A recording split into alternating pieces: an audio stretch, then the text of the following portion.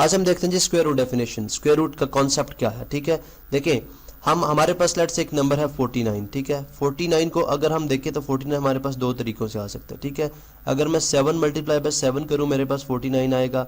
इस तरह अगर मैं -7 मल्टीप्लाई बाय -7 करूं तो मेरे पास 49 आएगा। अब इसमें अगर इसको इंडेक्स नोटेशन में लिख दूं तो ये बन जाएगा, इंडेक्स नोटेशन से मुराद के पावर की फॉर्म में 7 की पावर यहाँ पे 1 है, यहाँ पे 1 होते बन जाएगी 7 की पावर 2 यानी 7 का स्क्वायर।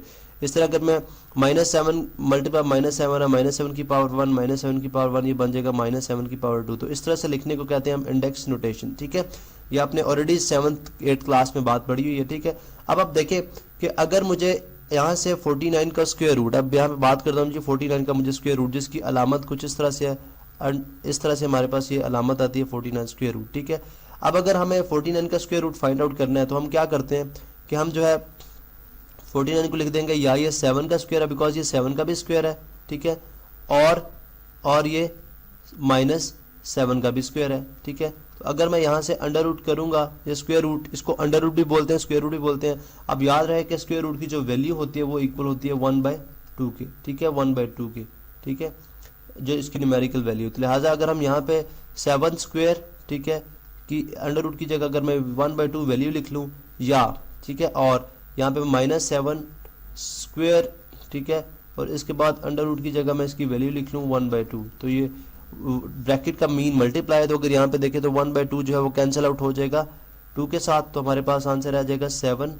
और अगर यहाँ से भी स्क्वायर कैंसिल करें तो हमारे पास आंसर आ जाएगा -7। ठीक है, अमूमन हमारे पास जो है स्क्वायर रूट में दो वैल्यूज आती हैं 7 और -7, लेकिन जो है हम अवॉइड करते हैं, हम पॉजिटिव वैल्यूज को लेते हैं। ठीक है, 7 को ही कंसिडर करते हैं। अब अगर आप देखें तो स्क्वायर रूट जो है वो बेसिकली क्या है, स्क्वायर रूट में हम जो है स्क्वायर के अपोजिटली मूव करते हैं, यानी वो जो नंबर है वो किन दो नंबर्स को मल्टीप्लाई करने चाहिए। वो एक ही नंबर है जो 2 दफा मल्टीप्लाई हुआ है, वो इट सेल्फ मल्टीप्लाई हुआ है, तो हमारे पास 49 है। हमने बेसिकली फाइंड आउट करना है कि वो नंबर कौन सा है।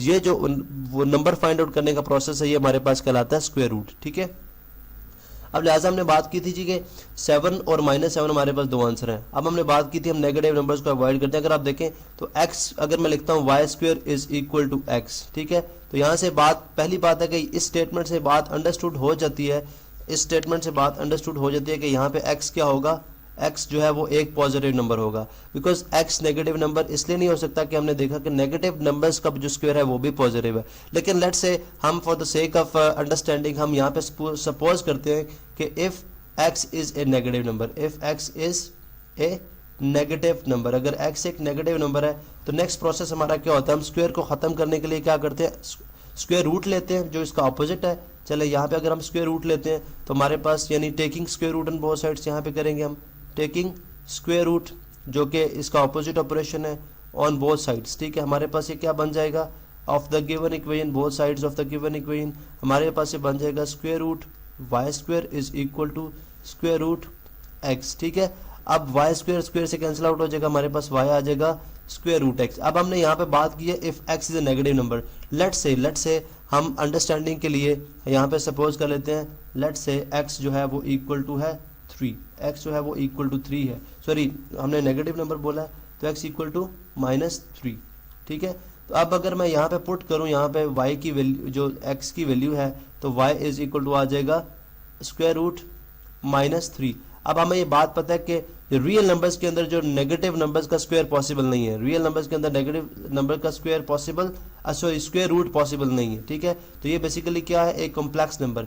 इन पे हम डिटेल से बात करेंगे बिकॉज नेक्स्ट हमारे कॉम्प्लेक्स नंबर्स भी मौजूद हैं। ठीक है, तो इन पे हम देखेंगे कि कॉम्प्लेक्स नंबर्स क्या है। सिंपली आप यहाँ पे ये बात याद रखें कि कॉम्प्लेक्स नंबर रियल नंबर नहीं होता या रियल नंबर्स के अंदर नेगेटिव नंबर का स्क्वायर रूट एग्जिस्ट नहीं करता। ठीक है, तो यहाँ से इसलिए हम बात करते हैं कि नेगेटिव नंबर्स जो है वो हम उनके स्क्वायर रूट हम नहीं ले सकते। ठीक है, अच्छा अब आप आगे हम मूव करते हैं और हम बात करते हैं कि इसकी, अगर हम इसके कॉन्सेप्ट की बात करें कि स्क्वायर और स्क्वायर रूट का कॉन्सेप्ट क्या है, तो अगर आप देखें मैं यहाँ पे लिखता हूँ जी कि 2 एक नंबर है, इसका स्क्वायर क्या होगा 4। ठीक है, 4 का स्क्वायर होगा 16। ठीक है, 16 का स्क्वायर होगा 256। ठीक है, तो अगर मैं यहाँ से अबव मूव करूं, ठीक है, यानी अब मेरी बॉटम अप अप्रोच हो, कौन सी बॉटम, यानी नीचे से मैं ऊपर मूव करता हूं, तो इस चीज को मैं कह रहा हूं स्क्वायर। ठीक है, यानी अगर यहाँ पे लेट सपोज मैं यहाँ पे एक जो है वो प्लांट बनाता हूँ, ठीक है, दरख्त की फॉर्म में एक चीज़ यहाँ पे बनाता हूँ, तो इसकी जो है वो जड़ें भी हैं, ठीक है, जिनको हम क्या बोलते हैं,